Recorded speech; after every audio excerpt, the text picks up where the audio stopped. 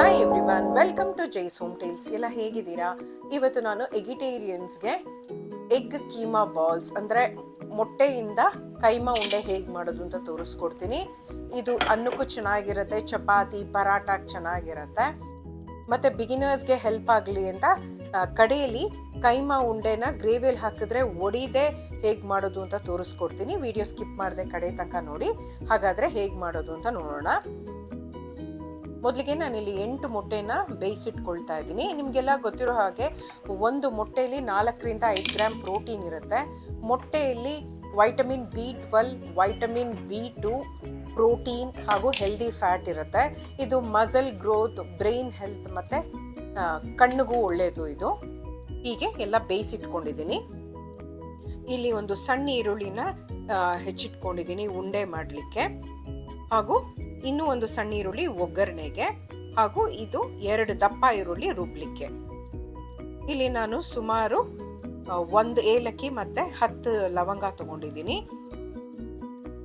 ಸುಮಾರು 5 ಪೀಸ್ ಅಷ್ಟು ಚಕ್ಕೆ, 2 ಟೇಬಲ್ ಸ್ಪೂನ್ ಮೆಣಸು, 2 ಇಂಚಷ್ಟು ಶುಂಠಿ, 2 ಗಡ್ಡೆ ಬೆಳ್ಳುಳ್ಳಿ, 1 ಟೀ ಸ್ಪೂನ್ ಸೋಂಪು, 1 ಟೀ ಸ್ಪೂನ್ ಅರಿಶಿನ, 2 ಟೇಬಲ್ ಸ್ಪೂನ್ ಅಚ್ಚ ಖಾರದ ಪುಡಿ, 2.5 ಟೇಬಲ್ ಸ್ಪೂನ್ ಧನಿಯಾ ಪುಡಿ, 1 ಟೀ ಸ್ಪೂನ್ ಗಸಗಸೆ, ಸುಮಾರು 6 ಹಸಿಮೆಣಸಿನ್ಕಾಯಿ, ಸ್ವಲ್ಪ ಕರಿಬೇವು, ಅರ್ಧ ಕಪ್ಪಷ್ಟು ಹೆಚ್ಚಿಟ್ಕೊಂಡಿರುವ ಮೆಂತ್ಯ ಸೊಪ್ಪು, ಪುದೀನ 3 ಟೇಬಲ್ ಸ್ಪೂನ್ ಅಷ್ಟು, 1 ಕಪ್ಪಷ್ಟು ಹೆಚ್ಚಿಟ್ಕೊಂಡಿರುವ ಕೊತ್ತಂಬರಿ ಸೊಪ್ಪು, 1 ದಪ್ಪ ಟೊಮ್ಯಾಟೊ, ಅರ್ಧ ಹೋಳು ಹಸಿ ಕಾಯಿ ತುರಿ.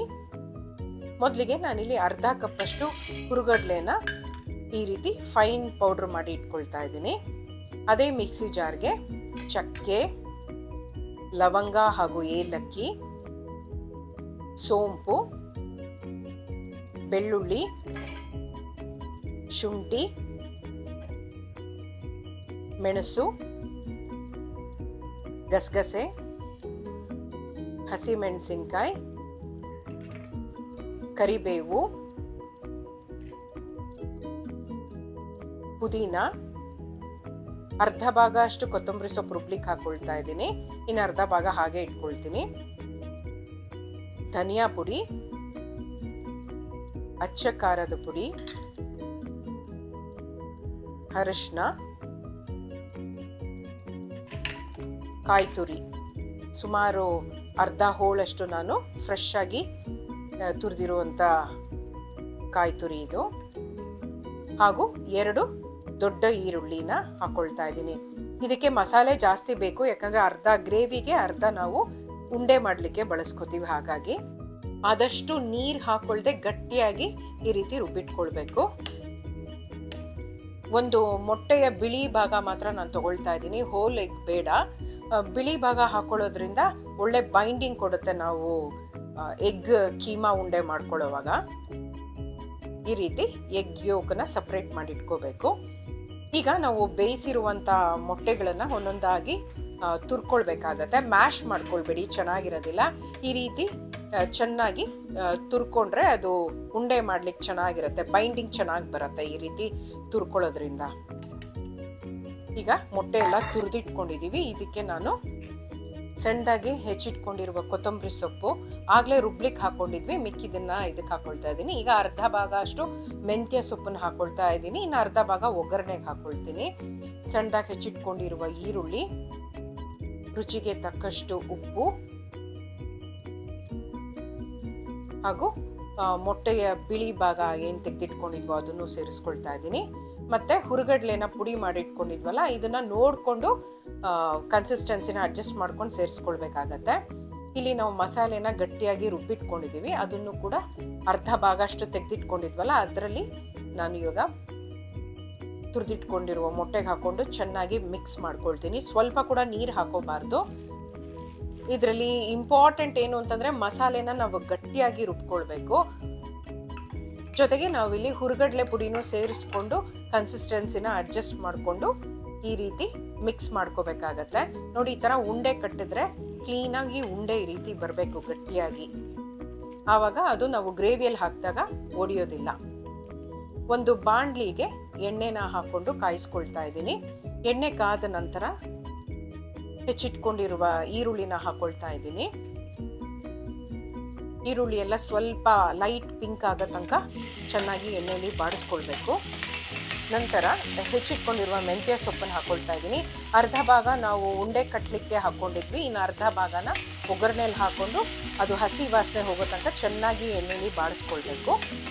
ಆಗಲೇ ನಾವು ಅರ್ಧ ಭಾಗ ಅಷ್ಟು ಮಸಾಲೆನ ಎತ್ತಿಟ್ಕೊಂಡಿದ್ವಲ್ಲ, ಅದಕ್ಕೆ ಒಂದು ಟೊಮೆಟೊನ ಹಾಕ್ಕೊಂಡು ಅವಶ್ಯಕತೆ ಇರೋಷ್ಟು ನೀರನ್ನು ಹಾಕ್ಕೊಂಡು ರುಬ್ಕೋಬೇಕಾಗತ್ತೆ. ಇದಕ್ಕೆ ನೀರು ಹಾಕ್ಕೊಳ್ಬೋದು, ಯಾಕಂದರೆ ನಾವು ಇದು ಗ್ರೇವಿ ಮಾಡ್ಕೊಳ್ಳೋದ್ರಿಂದ ನೀರು ಹಾಕ್ಕೊಂಡು ನುಣ್ಣಕ್ಕೆ ರುಬ್ಕೊಳ್ಬೋದು. ಒಗ್ಗರಣೆಗೆ ಮೆಂತ್ಯ ಸೊಪ್ಪು ಜೊತೆ ಸಬ್ಸಿಗೆ ಸೊಪ್ಪು ಕೂಡ ಹಾಕ್ಕೊಳ್ಬೋದು. ಕೆಲವರಿಗೆ ಆ ಫ್ಲೇವರ್ ಇಷ್ಟ ಆಗುತ್ತೆ, ಕೆಲವ್ರಿಗೆ ಇಷ್ಟ ಆಗಲ್ಲ, ಅದು ನಿಮ್ಮ ಪರ್ಸ್ನಲ್ ಚಾಯ್ಸ್. ಈಗ ಗ್ರೇವಿ ಎಲ್ಲ ಚೆನ್ನಾಗಿ ಲೋ ಫ್ಲೇಮಲ್ಲಿ ಕುದಿಸ್ಕೋಬೇಕಾಗತ್ತೆ, ಮುಚ್ಚಳ ಮುಚ್ಚಿ. ಇದು ನಾವು ಯಾವುದೂ ಎಣ್ಣೆಯಲ್ಲಿ ಫ್ರೈ ಮಾಡದೆ ಹಾಕಿರೋದ್ರಿಂದ, ಹಸಿ ಮಸಾಲೆ ಹಾಕಿ ರುಬ್ಬಿರೋದ್ರಿಂದ ಇದು ಚೆನ್ನಾಗಿ ಬೇಯಿಸ್ಕೋಬೇಕಾಗತ್ತೆ. ಉಪ್ಪು ಹಾಕ್ಕೊಂಡು ಲೋ ಫ್ಲೇಮಲ್ಲಿ ಬೇಯಿಸ್ಕೊಳ್ಬೇಕು. ಅಷ್ಟರಲ್ಲಿ ನಾವು ಈಗ ಮೊಟ್ಟೆಗೆ ಕೈಮಾ ಉಂಡೆಗಳನ್ನು ಮಾಡ್ಕೊಳ್ಳೋಣ. ನೋಡಿ, ಈ ರೀತಿ ಈಸಿಯಾಗಿ ಬರುತ್ತೆ. ನಾವು ಗಟ್ಟಿಯಾಗಿ ಮಸಾಲೆ ರುಬ್ಕೊಂಡ್ರೆ ಉಂಡೆಗಳನ್ನೆಲ್ಲ ಈ ರೀತಿ ರೆಡಿ ಮಾಡಿ ಇಟ್ಕೊಂಡಿದ್ದೀನಿ. ಈಗ ಮಸಾಲೆ ಎಲ್ಲ ಚೆನ್ನಾಗಿ ಬೆಂದಿದೆ, ಎಣ್ಣೆ ಎಲ್ಲ ಬಿಟ್ಕೊಂಡಿದೆ. ಇದು ಬಹಳ ಇಂಪಾರ್ಟೆಂಟ್, ಯಾಕಂದರೆ ನಾವು ಹಸಿ ಮಸಾಲೆ ರುಬ್ಬಿರೋದ್ರಿಂದ ಅದು ಚೆನ್ನಾಗಿ ಎಣ್ಣೆ ಬಿಡೋ ತನಕ ಬೇಯಿಸ್ಕೋಬೇಕು. ಕುದಿತಾ ಇರುವ ಗ್ರೇವಿಗೆ ಲೋ ಫ್ಲೇಮಲ್ಲಿ ಇಟ್ಕೊಂಡು ಈ ರೀತಿ ನಿಧಾನಕ್ಕೆ ಉಂಡೆಗಳನ್ನು ಬಿಡಬೇಕು. ಮತ್ತು ಲೋ ಫ್ಲೇಮಲ್ಲೇ ನಾವು ಬೇಯಿಸ್ಕೋಬೇಕಾಗತ್ತೆ ನಿಧಾನಕ್ಕೆ. ಮೀಡಿಯಂ ಫ್ಲೇಮಲ್ಲಿ ಅಥವಾ ಹೈ ಫ್ಲೇಮಲ್ಲಿ ಬೇಯಿಸ್ಕೊಂಡ್ರೆ ಉಂಡೆ ಒಡೆದೋಗುತ್ತೆ. ಸೊ ಇದು ಬಹಳ ಮುಖ್ಯ. ಮುಚ್ಚಳ ಮುಚ್ಚಿ ಸುಮಾರು ಒಂದು 8ರಿಂದ 10 ನಿಮಿಷ ಬೇಯಿಸ್ಕೋಬೇಕಾಗತ್ತೆ. ಗ್ರೇವಿ ಕನ್ಸಿಸ್ಟೆನ್ಸಿ ನಾವು ಅಡ್ಜಸ್ಟ್ ಮಾಡ್ಕೋಬೋದು. ಅನ್ನಕ್ಕೆ ಸ್ವಲ್ಪ ನೀರು ಸೇರಿಸ್ಕೊಂಡು ತೆಳ್ಳಕ್ಕೆ ಮಾಡ್ಕೋಬೋದು, ಇಲ್ಲ ಪೂರಿ ಚಪಾತಿಗೆ ಆದರೆ ಗ್ರೇವಿ ಸ್ವಲ್ಪ ಗಟ್ಟಿಯಾಗಿ ಮಾಡ್ಕೊಳ್ಬೋದು. ಈಗ ಇನ್ನೊಂದು ಮೆಥಡ್ ಬಿಗಿನರ್ಸ್ಗೆ ಹೆಲ್ಪ್ ಆಗಲಿ ಅಂತ ತೋರಿಸ್ಕೊಡ್ತೀನಿ. ಈ ರೀತಿ ಸ್ಟೀಮರ್ ಅಥವಾ ಒಂದು ಪಾತ್ರೆಗೆ ಎಣ್ಣೆ ಸವರ್ಬಿಟ್ಟು ನಾವು ಈ ರೀತಿ ಉಂಡೆಗಳನ್ನೆಲ್ಲ ಜೋಡಿಸ್ಕೋಬೇಕಾಗತ್ತೆ. ಜೋಡಿಸ್ಕೊಂಡು ಇದನ್ನು ನಾನು ಫ್ರಿಡ್ಜಲ್ಲಿ ಸುಮಾರು ಅರ್ಧ ಗಂಟೆ ಇಟ್ಕೋತಾ ಇದ್ದೀನಿ. ಫ್ರಿಡ್ಜಲ್ಲಿ ಇಟ್ಕೋಬೇಕು, ಫ್ರೀಝರಲ್ಲ. ಒಂದು ಅರ್ಧ ಗಂಟೆ ಚೆನ್ನಾಗಿ ಫ್ರಿಡ್ಜಲ್ಲಿ ಸೆಟ್ ಆದಮೇಲೆ ನಾವು ಕುಕ್ಕರಲ್ಲಿ ನೀರನ್ನು ಹಾಕ್ಕೊಂಡು ಅದು ಯಾವಾಗ ಕುದಿಯೋಕ್ಕೆ ಶುರು ಆಗುತ್ತೋ ನೀರು, ಆವಾಗ ನಾವು ಈ ಸ್ಟೀಮರನ್ನು ಇಟ್ಟು ಸುಮಾರು 7ರಿಂದ 8 ನಿಮಿಷ ಸ್ಟೀಮ್ ಮಾಡ್ಕೋಬೇಕಾಗತ್ತೆ. ಹೀಗೆ ಮಾಡ್ಕೊಳ್ಳೋದ್ರಿಂದ ಒಡೆಯೋದಿಲ್ಲ ಉಂಡೆಗಳು. ಬಿಗಿನರ್ಸ್ಗೆ ಈಸಿ ಆಗಲಿ ಅಂತ ಈ ಮೆಥಡ್ ತೋರಿಸ್ಕೊಡ್ತಾ ಇದ್ದೀನಿ. ನೋಡಿ, ಈಗ ಸ್ಟೀಮ್ ಮಾಡ್ಕೊಂಡಿದ್ದೀನಿ ಉಂಡೆಗಳನ್ನೆಲ್ಲ. ಈಗ ಈ ಸ್ಟೀಮ್ ಮಾಡಿರೋ ಉಂಡೆಗಳನ್ನ ಕುದೀತಾ ಇರುವ ಗ್ರೇವಿಗೆ ಒಂದೊಂದಾಗಿ ನಿಧಾನಕ್ಕೆ ಹಾಕೊಳ್ತಾ ಇದ್ದೀನಿ. ಇದನ್ನು ಅಷ್ಟೇ ಲೋ ಫ್ಲೇಮಲ್ಲಿ ನಿಧಾನಕ್ಕೆ ಬೇಯಿಸ್ಕೋಬೇಕು. ಗ್ರೇವಿದು ಫ್ಲೇವರ್ ಎಲ್ಲ ನಾವು ಸ್ಟೀಮ್ ಮಾಡ್ಕೊಂಡಿರೋ ಉಂಡೆಗಳಿಗೆ ಹಿಡಿಬೇಕು. ಹಾಗಾಗಿ ಲೋ ಫ್ಲೇಮಲ್ಲಿ ನಿಧಾನಕ್ಕೆ ಕುದಿಸ್ಕೋಬೇಕಾಗತ್ತೆ. ಆ ಫ್ಲೇವರ್ ಎಲ್ಲ ಇನ್ಫ್ಯೂಸ್ ಆಗಬೇಕು. ನಾನು 8 ಮೊಟ್ಟೆಗಳನ್ನು ಬೇಯಿಸಿ ಮಾಡಿರೋದಕ್ಕೆ ಸುಮಾರು 17ರಿಂದ 18 ಕೈಮಾ ಉಂಡೆಗಳಾಯಿತು. ನಿಮಗೆ 12 ಬೇಕು ಅಂತಂದರೆ 6 ಮೊಟ್ಟೆಗಳು ಬೇಯಿಸಿ ಮಾಡಿಕೊಂಡ್ರೆ ಸರಿಯಾಗಿರುತ್ತೆ. ಇದೇ ಉಂಡೆಗಳನ್ನ ನಾವು ರಫ್ ಆಗಿ ಪುಡಿ ಮಾಡಿ ಜೊತೆಗೆ ಬೇಯಿಸಿರುವಂಥ ಬಟಾಣಿ ಹಾಕಿದ್ರೆ ಎಗ್ ಕೈಮಾ ಗೊಜ್ಜು ಆಗತ್ತೆ. ಅದು ಚಪಾತಿಗೆ ಚೆನ್ನಾಗಿರತ್ತೆ. ಈ ರೆಸಿಪಿ ನಿಮ್ಗೆ ಇಷ್ಟ ಆಗಿದ್ರೆ ದಯವಿಟ್ಟು ಲೈಕ್ ಮಾಡಿ, ಶೇರ್ ಮಾಡಿ ಹಾಗೂ ಸಬ್ಸ್ಕ್ರೈಬ್ ಮಾಡೋದನ್ನು ಮರಿಬೇಡಿ. ಮುಂದಿನ ವಿಡಿಯೋದಲ್ಲಿ ಮತ್ತೆ ಸಿಗೋಣ. ಅಲ್ಲಿ ತನಕ take care. Love you all. Bye.